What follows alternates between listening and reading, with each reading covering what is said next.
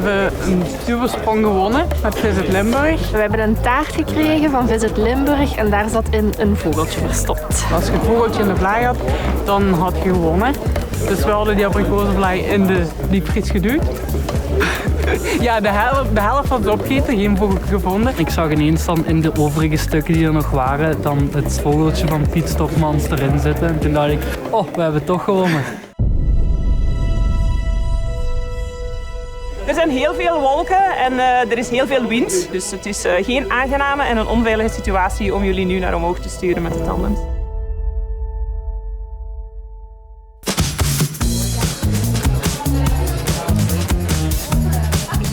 Vorige keer was er geen goed weer, dus het regende en er waren te veel wolken, waardoor het niet is kunnen doorgaan. Nu vallen de zenuwen nog wel mee. Maar ik denk als je eenmaal in de lucht zit en naar voren moet schuifelen of als je al uit het vliegtuig hangt, dan gaan de zenuwen wel heel fel opkomen. Ik denk dat het wel een mooie, unieke ervaring is om hier te mogen springen. Ja, ik heb er heel veel zin in. Ja, ik zie het helemaal zitten. Het is nu of nooit.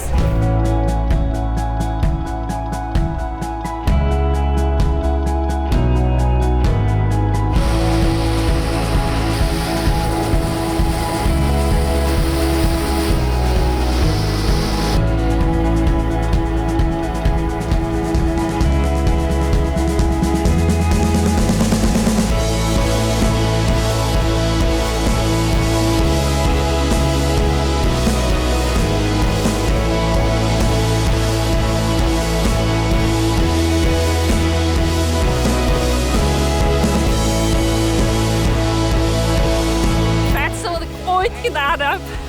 Echt waar. Toen ik uit het vliegtuig moest springen was het toch wel even een keer slikken, maar het was een heel chique ervaring. Het gaat zo snel en je hangt buiten en je bent al aan het vallen. Dus je hebt eigenlijk geen tijd om schrik te hebben.